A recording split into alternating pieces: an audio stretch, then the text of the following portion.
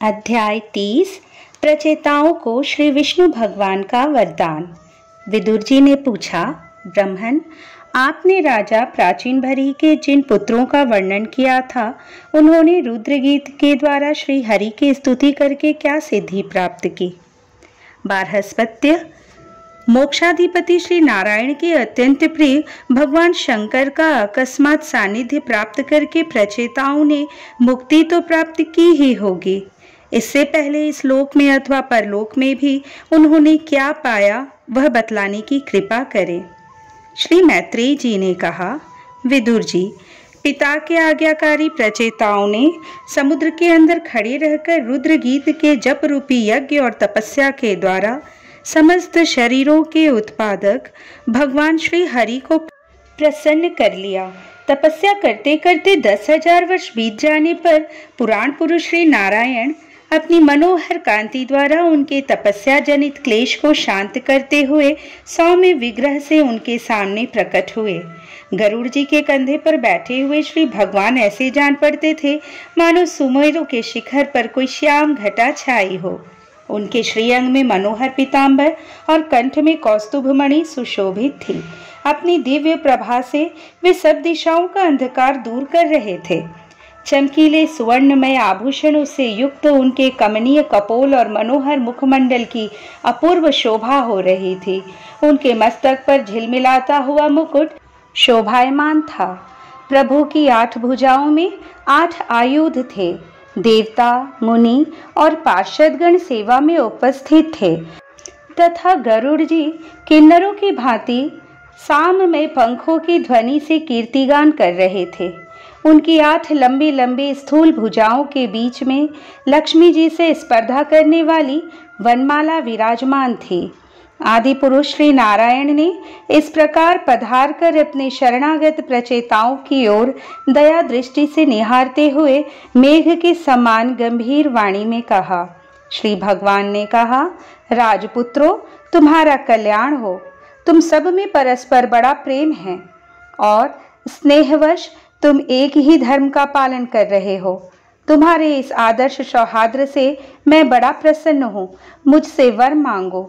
जो पुरुष सायंकाल के समय प्रतिदिन तुम्हारा स्मरण करेगा, उसका अपने भाइयों में अपने ही समान प्रेम होगा तथा समस्त जीवों के प्रति मित्रता का भाव हो जाएगा।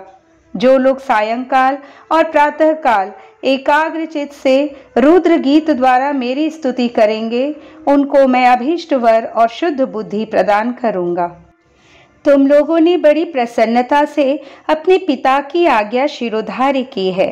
इससे तुम्हारी कमनीय कीर्ति समस्त लोकों में फैल जाएगी। तुम्हारे एक बड़ा ही विख्यात पुत्र होगा। वह गुणों में किसी भी प्रकार ब्रह्मा जी से कम नहीं होगा तथा अपनी संतान से तीनों लोकों को पूर्ण कर देगा। राजकुमारों, कंडु ऋषि के तपोनाश के लिए इंद्र की भेजी हुई प्रमलोचा अप्सरा से एक कमल नयनी कन्या उत्पन्न हुई थी। उसे छोड़कर वह स्वर्गलोक को चली गई। तब वृक्षों ने उस कन्या को लेकर पाला पोसा। जब वह भूख से व्याकुल होकर रोने लगी तो औषधियों के राजा चंद्रमा ने दयावश उसके मुंह में अपनी अमृत वर्षणी तर्जनी अंगुली दे दी। तुम्हारे पिता आजकल मेरी सेवा भक्ति में लगे हुए हैं। उन्होंने तुम्हें संतान उत्पन्न करने की आज्ञा दी है। अतः तुम शीघ्र ही उस देवोपम सुंदरी कन्या से विवाह कर लो। तुम सब एक ही धर्म में तत्पर हो और तुम्हारा स्वभाव भी एक सा ही है। इसलिए तुम्हारे ही समान धर्म और स्वभाव वाली वह सुंदरी कन्या तुम सभी की पत्नी होगी तथा तुम सभी में उसका समान अनुराग होगा। तुम लोग मेरी कृपा से 10 लाख दिव्य वर्षों तक पूर्ण बलवान रहकर अनेकों प्रकार के पार्थिव और दिव्य भोग भोगोगे। अंत में मेरी अविचल भक्ति से हृदय का समस्त वासना रूप मल दग्ध हो जाने पर तुम इस लोक तथा परलोक के नरक तुल्य भोगों से उपरत होकर मेरे परम धाम को जाओगे। जिन लोगों के कर्म भगवत दर्पण बुद्धि से होते हैं और जिनका सारा समय मेरी कथा वार्ताओं में ही बीतता है, वे गृहस्थाश्रम में रहें तो भी घर उनके बंधन का कारण नहीं होते। वे नित्य प्रति मेरी लीलाएं सुनते रहते हैं। इसलिए ब्रह्मवादी वक्ताओं के द्वारा मैं ज्ञान स्वरूप परब्रह्म उनके हृदय में नित्य नया नया सा भासता रहता हूँ और मुझे प्राप्त कर लेने पर जीवों को ना मोह हो सकता है और ना शोक और ना हर्ष ही। श्री मैत्रेय जी कहते हैं, भगवान के दर्शनों से प्रचेताओं का रजोगुण तमोगुण मल नष्ट हो चुका था। जब उनसे सकल पुरुषार्थों के आश्रय और सबके परम सुहृद श्री हरि ने इस प्रकार कहा, तब वे हाथ जोड़कर गदगद वाणी से कहने लगे। प्रचेताओं ने कहा, प्रभु, आप भक्तों के क्लेश दूर करने वाले हैं, हम आपको नमस्कार करते हैं। वेद आपके उदार गुण और नामों का निरूपण करते हैं। आपका वेग मन और वाणी के वेग से भी बढ़कर है तथा आपका स्वरूप सभी इंद्रियों की गति से परे है। हम आपको बार बार नमस्कार करते हैं। आप अपने स्वरूप में स्थित रहने के कारण नित्य शुद्ध और शांत हैं। मन रूप निमित्त के कारण हमें आप में यह मिथ्या द्वैत भास रहा है। वास्तव में जगत की उत्पत्ति स्थिति और लय के लिए आप माया के गुणों को स्वीकार करके ही ब्रह्मा विष्णु और महादेव रूप धारण करते हैं। हम आपको नमस्कार करते हैं। आप विशुद्ध सत्व स्वरूप हैं। आपका ज्ञान संसार बंधन को दूर कर देता है। आप ही समस्त भागवतों के प्रभु वसुदेव नंदन भगवान श्री कृष्ण हैं। आपको नमस्कार है। आपकी ही नाभि से ब्रह्मांड रूप कमल प्रकट हुआ था।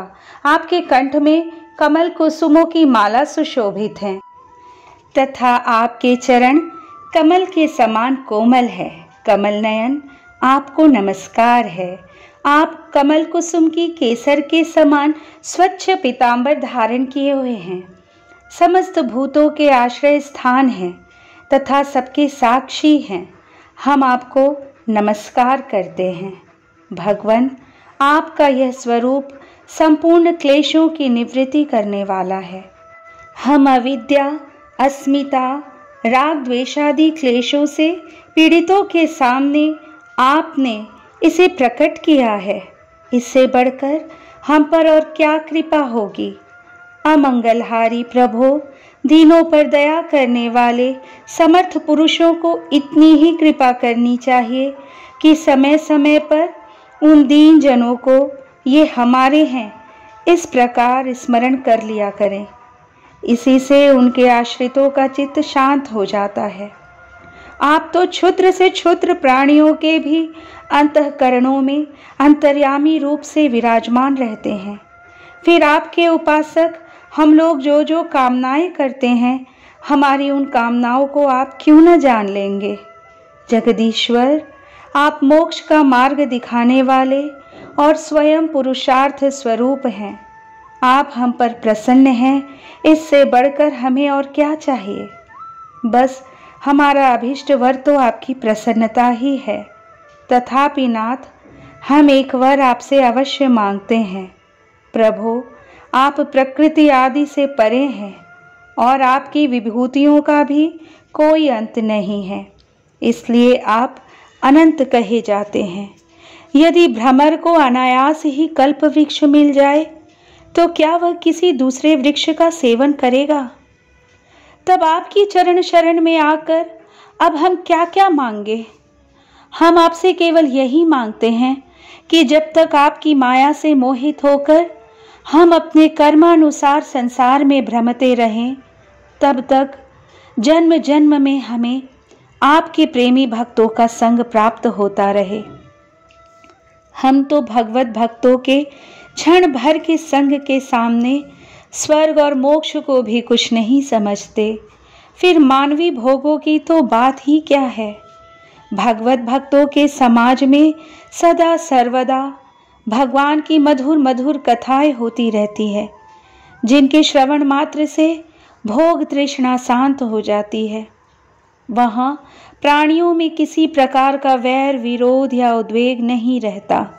अच्छे अच्छे कथा प्रसंगों द्वारा निष्काम भाव से सन्यासियों के एकमात्र आश्रय साक्षात श्री नारायण देव का बार बार गुणगान होता रहता है। आपके वे भक्तजन तीर्थों को पवित्र करने के उद्देश्य से पृथ्वी पर पैदल ही विचरते रहते हैं। भला उनका समागम संसार से भयभीत हुए पुरुषों को कैसे रुचिकर ना होगा। भगवान, आपके प्रिय सखा भगवान शंकर के क्षण भर के समागम से ही आज हमें आपका साक्षात दर्शन प्राप्त हुआ है। आप जन्म मरण रूप दुस्साहस से रोग के श्रेष्ठतम वैद्य हैं। अतः अब हमने आपका ही आश्रय लिया है। प्रभु, हमने समाहित चित्त से जो कुछ अध्ययन किया है, निरंतर सेवा शुश्रूषा करके गुरु, ब्राह्मण और वृद्धजनों को प्रसन्न किया है तथा दोष बुद्धि त्याग कर श्रेष्ठ पुरुष, सूर्यगण, बंधु वर्ग एवं समस्त प्राणियों की वंदना की है और अन्न आदि को त्याग कर दीर्घ काल तक जल में खड़े रहकर तपस्या की है, वह सब आप सर्वव्यापक पुरुषोत्तम के संतोष का कारण हो, यही वर मांगते हैं।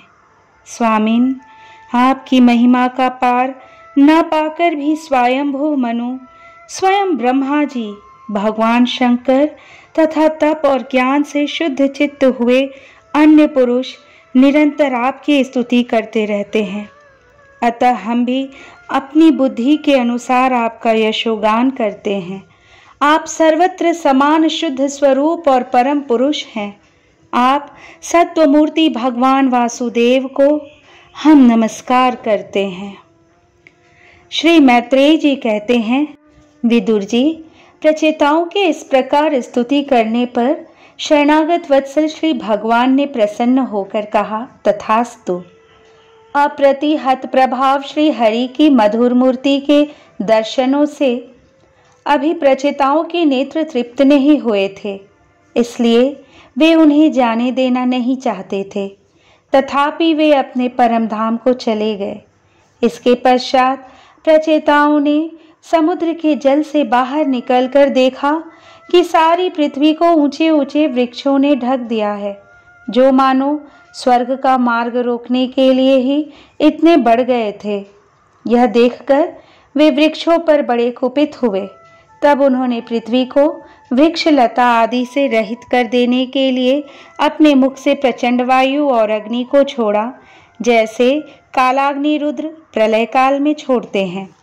जब ब्रह्मा जी ने देखा कि वे सारे वृक्षों को भस्म कर रहे हैं, तब वे वहां आए और प्राचीन बरही के पुत्रों को उन्होंने युक्तिपूर्वक समझाकर शांत किया।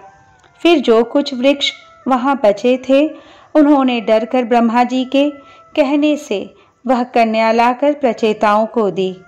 प्रचेताओं ने भी ब्रह्मा जी के आदेश से उस मारिशा नाम की कन्या से विवाह कर लिया। इसी के गर्भ से ब्रह्मा जी के पुत्र दक्ष ने श्री महादेव जी की अवज्ञा के कारण अपना पूर्व शरीर त्याग कर जन्म लिया। इन्हीं दक्ष ने चाक्षुष मनवंतर आने पर, जब कालक्रम से पूर्व सर्ग नष्ट हो गया, भगवान की प्रेरणा से इच्छानुसार नवीन प्रजा उत्पन्न की। इन्होंने जन्म लेते ही अपनी कांति से समस्त तेजस्वियों का तेज छीन लिया। ये कर्म करने में बड़े दक्ष थे, इसी से इनका नाम दक्ष हुआ। इन्हें ब्रह्मा जी ने प्रजापतियों के नायक के पद पर अभिषिक्त कर सृष्टि की रचना के लिए नियुक्त किया और इन्होंने मरीचि आदि दूसरे प्रजापतियों को अपने अपने कार्य में नियुक्त किया। इस तरह श्रीमद् भागवत महापुराण के चतुर्थ स्कंद का 30वां अध्याय संपूर्ण हुआ। अध्याय 31 प्रचेताओं को श्री नारद जी का उपदेश और उनका परम पद लाभ। श्री मैत्रेय जी कहते हैं, विदुर जी, 10 लाख वर्ष बीत जाने पर जब प्रचेताओं को विवेक हुआ, तब उन्हें भगवान के वाक्यों की याद आई और वे अपनी भार्या मारिशा को पुत्र के पास छोड़कर तुरंत घर से निकल पड़े। वे पश्चिम दिशा में समुद्र के तट पर, जहाँ जाजली मुनि ने सिद्धि प्राप्त की थी, जा पहुँचे और जिससे समस्त भूतों में एक ही आत्म तत्व विराजमान है, ऐसा ज्ञान होता है, उस आत्म विचार रूप ब्रह्म सत्र का संकल्प करके बैठ गए। उन्होंने प्राण, मन, वाणी और दृष्टि को वश में किया तथा शरीर को निश्चेष्ट, स्थिर और सीधा रखते हुए आसन को जीतकर चित्त को विशुद्ध परब्रह्म में लीन कर दिया। ऐसी स्थिति में उन्हें देवता और असुर दोनों के ही वंदनीय श्री नारद जी ने देखा। नारद जी को आया देख प्रचेतागण खड़े हो गए और प्रणाम करके आदर सत्कार पूर्वक देश कालानुसार उनकी विधिवत पूजा की। जब नारद जी सुखपूर्वक बैठ गए तब वे कहने लगे। प्रचेताओं ने कहा, देवर्षे, आपका स्वागत है। आज बड़े भाग्य से हमें आपका दर्शन हुआ। ब्रह्मन, सूर्य के समान आपका घूमना फिरना भी ज्ञान लोक से समस्त जीवों को अभय दान देने के लिए ही होता है। प्रभु, भगवान शंकर और श्री विष्णु भगवान ने हमें जो उपदेश दिया था उसे गृहस्थी में आसक्त रहने के कारण हम लोग प्रायः भूल गए हैं। अतः आप हमारे हृदयों में उस परमार्थ तत्व का साक्षात्कार कराने वाले आध्यात्म ज्ञान को फिर प्रकाशित कर दीजिए, जिससे हम सुगमता से ही इस दुस्तर संसार सागर से पार हो जाएं। श्री मैत्रेय जी कहते हैं, भगवान में श्री नारद जी का चित्त सर्वदा भगवान श्री कृष्ण में ही लगा रहता है। वे प्रचेताओं के इस प्रकार पूछने पर उनसे कहने लगे। श्री नारद जी ने कहा, राजाओं, इस लोक में मनुष्य का वही जन्म, वही कर्म, वही आयु, वही मन और वही वाणी सफल है, जिसके द्वारा सर्वात्मा सर्वेश्वर श्री हरि का सेवन किया जाता है। जिनके द्वारा अपने स्वरूप का साक्षात्कार कराने वाले श्री हरि को प्राप्त न किया जाए, उन माता पिता की पवित्रता से, यज्ञोपवीत संस्कार से एवं यज्ञ दीक्षा से प्राप्त होने वाले उन 3 प्रकार के श्रेष्ठ जन्मों से, वेदोक्त कर्मों से, देवताओं के समान दीर्घ आयु से, शास्त्र ज्ञान से, तप से, वाणी की चतुराई से, अनेक प्रकार की बातें याद रखने की शक्ति से, तीव्र बुद्धि से, बल से, इंद्रियों की पटुता से, योग से, सांख्य अर्थात आत्मानात्म विवेक से, संन्यास और वेदाध्ययन से तथा व्रत वैराग्य आदि अन्य कल्याण साधनों से भी पुरुष का क्या लाभ है। वास्तव में समस्त कल्याणों की अवधि आत्मा ही है और आत्मज्ञान प्रदान करने वाले श्री हरि ही संपूर्ण प्राणियों की प्रिय आत्मा है। जिस प्रकार वृक्ष की जड़ सींचने से उसके तना, शाखा, उपशाखा आदि सभी का पोषण हो जाता है और जैसे भोजन द्वारा प्राणों को तृप्त करने से समस्त इंद्रियां पुष्ट होती हैं, उसी प्रकार श्री भगवान की पूजा ही सबकी पूजा है। जिस प्रकार वर्षा काल में जल सूर्य के ताप से उत्पन्न होता है और ग्रीष्म ऋतु में उसी की किरणों में पुनः प्रवेश कर जाता है, तथा जैसे समस्त चराचर भूत पृथ्वी से उत्पन्न होते हैं और फिर उसी में मिल जाते हैं, उसी प्रकार चेतना, चेतनात्मक यह समस्त प्रपंच श्री हरि से ही उत्पन्न होता है और उन्हीं में लीन हो जाता है। वस्तुतः यह विश्वात्मा श्री भगवान का वह शास्त्र प्रसिद्ध सर्वोपाधि रहित स्वरूप ही है। जैसे सूर्य की प्रभा उससे भिन्न नहीं होती, उसी प्रकार कभी कभी गंधर्व नगर के समान स्फुरित होने वाला यह जगत भगवान से भिन्न नहीं है। तथा जैसे जागृत अवस्था में इंद्रियां क्रियाशील रहती हैं, किंतु सुषुप्ति में उनकी शक्तियां लीन हो जाती हैं, उसी प्रकार यह जगत सर्ग काल में भगवान से प्रकट हो जाता है और कल्पांत होने पर उन्हीं में लीन हो जाता है। स्वरूपतः तो भगवान में द्रव्य, क्रिया और ज्ञान रूपी त्रिविध अहंकार के कार्यों की तथा उनके निमित्त से होने वाले भेद भ्रम की सत्ता है ही नहीं।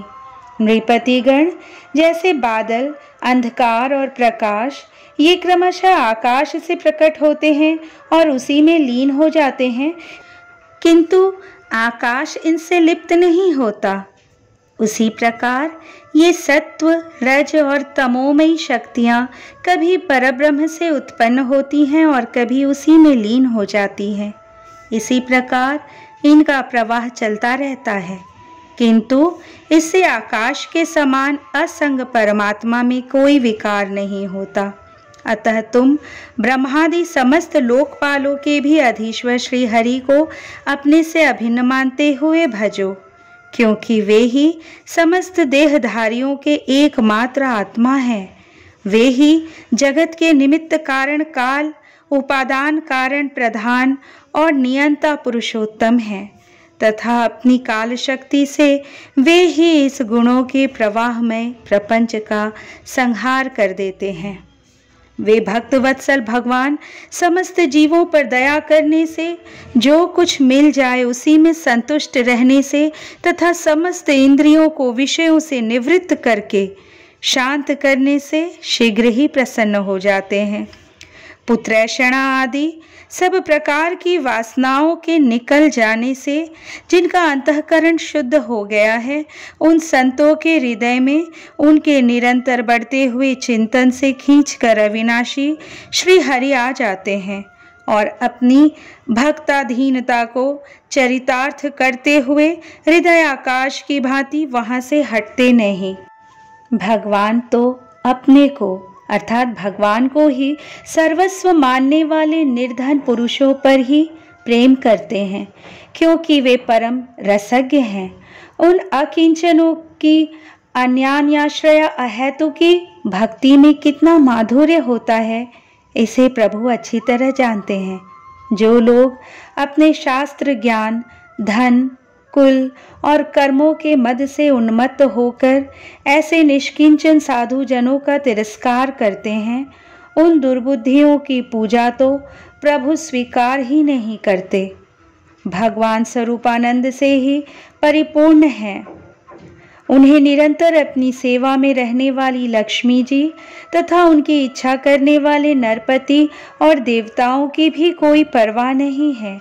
इतने पर भी वे अपने भक्तों के तो अधीन ही रहते हैं। अहो, ऐसे करुणा सागर श्री हरि को कोई भी कृतज्ञ पुरुष थोड़ी देर के लिए भी कैसे छोड़ सकता है। श्री मैत्रेय जी कहते हैं, विदुर जी, भगवान नारद ने प्रचेताओं को इस उपदेश के साथ साथ और भी बहुत सी भगवत संबंधी बातें सुनाई। इसके पश्चात वे ब्रह्मलोक को चले गए। प्रचेतागण भी उनके मुख से संपूर्ण जगत के पाप रूपी मल को दूर करने वाले भगवत चरित्र सुनकर भगवान के चरण कमलों का ही चिंतन करने लगे और अंत में भगवत धाम को प्राप्त हुए। इस प्रकार आपने जो मुझसे श्री नारद जी और प्रचेताओं के भगवत कथा संबंधी संवाद के विषय में पूछा था, वह मैंने आपको सुना दिया। श्री सुखदेव जी कहते हैं, राजन, यहाँ तक स्वयंभू मनु के पुत्र उतानपाद के वंश का वर्णन हुआ। अब प्रियव्रत के वंश का विवरण भी सुनो। राजा प्रियव्रत ने श्री नारद जी से आत्मज्ञान का उपदेश पाकर भी राज्य भोग किया था तथा अंत में इस संपूर्ण पृथ्वी को अपने पुत्रों में बांटकर वे भगवान के परम धाम को प्राप्त हुए थे। राजन, इधर श्री मैत्रेय जी के मुख से यह भगवत गुणानुवाद युक्त पवित्र कथा सुनकर विदुर जी प्रेम मग्न हो गए। भक्ति भाव का उद्रेक होने से उनके नेत्रों से पवित्र आंसुओं की धारा बहने लगी तथा उन्होंने हृदय में भगवत चरणों का स्मरण करते हुए अपना मस्तक मुनिवर श्री मैत्रेय जी के चरणों पर रख दिया। विदुर जी कहने लगे, महायोगिन, आप बड़े ही करुणामय हैं। आज आपने मुझे अज्ञान अंधकार के उस पार पहुंचा दिया है जहां अकिंचनों के सर्वस्व श्री हरि विराजते हैं। श्री सुखदेव जी कहते हैं, मैत्रेय जी को उपर्युक्त कृतज्ञता सूचक वचन कहकर तथा प्रणाम कर विदुर जी ने उनसे आज्ञा ली और फिर शांत चित्त होकर अपने बंधुजनों से मिलने के लिए वे हस्तिनापुर चले गए। राजन, जो पुरुष भगवान के शरणागत परम भागवत राजाओं का यह पवित्र चरित्र सुनेगा, उसे दीर्घ आयु, धन, सुयश, क्षेम, सद्गति और ऐश्वर्य की प्राप्ति होगी। इस तरह श्रीमद् भागवत महापुराण के चतुर्थ स्कंद का 31वां अध्याय संपूर्ण हुआ। इस तरह चतुर्थ स्कंद समाप्त हुआ। हरि ओम तत्सत।